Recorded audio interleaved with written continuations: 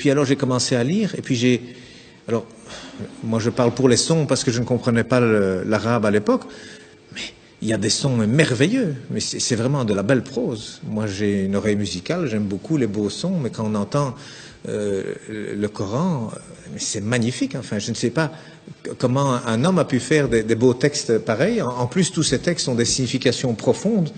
Il n'y a pas une erreur. Il y a des gens, des médecins, des scientifiques qui ont fait des erreurs, des recherches sur ces livres saints. Ils trouvent des erreurs dans la Torah, ils trouvent des erreurs dans la Bible, et ils n'en trouvent pas dans le Coran. Rien.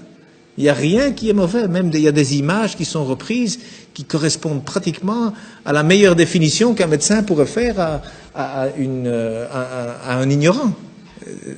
Donc c'est des choses merveilleuses qu'il y a dans le Coran.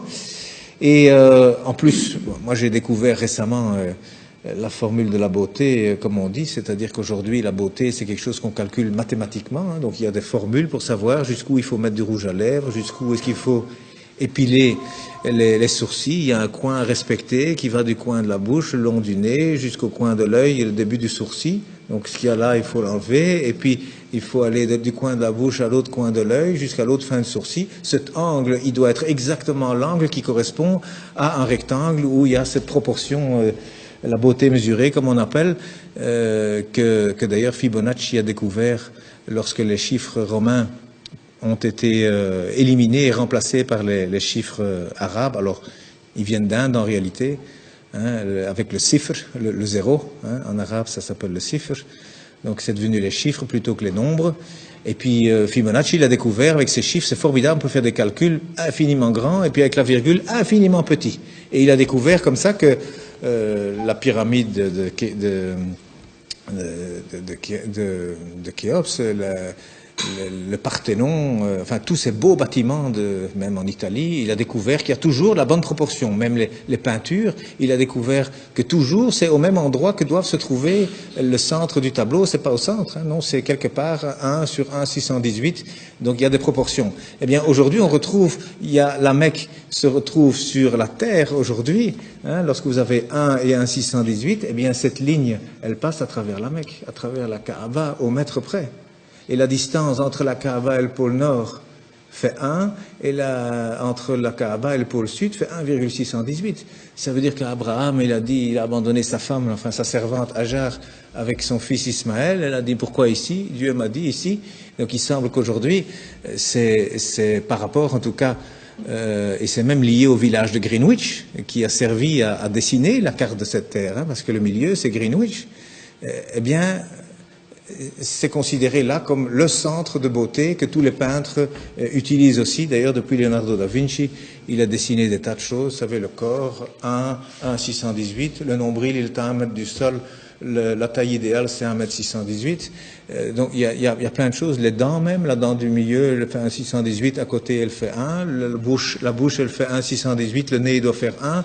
Et il y a des chirurgiens esthétiques aujourd'hui qui utilisent ces mathématiques pour corriger les visages.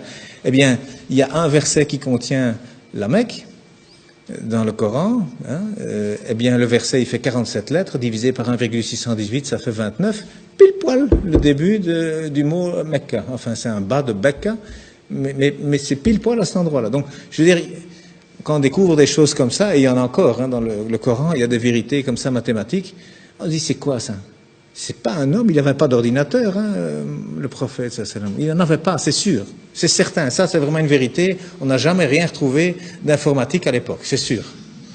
Et ça a déjà été testé, à mon avis, 1 million de fois. Ça fait partie de la science exacte. Mais cet homme, d'où est-ce qu'il a cherché ce texte? Il y a plein de choses comme ça. Alors le premier message, d'ailleurs, il faisait 19 mots. Le premier message faisait 19 mots, Bismillahirrahmanirrahim, fait 19 lettres. Il y a 6 fois 19 sourates, il y a 142 fois 19 le mot Dieu dans le Coran, il y a 3 fois 19 fois le miséricordieux dans le Coran. Ce chiffre 19 dans le Coran, c'est aussi quelque chose d'incroyable. Mais donc le premier message, c'était, voilà, informez-vous. Au lieu d'interpréter, d'abord le savoir. D'abord savoir de quoi on parle. Et le dernier message du prophète, dont on dit qu'il est mauvais pour les femmes, eh bien, il a dit, soignez vos femmes. Et pour la prière, ne l'abandonnez pas. Alors, moi je dis, une religion où le premier message et le dernier message sont ainsi, je ne vois pas très bien ce qu'on doit craindre. Donc,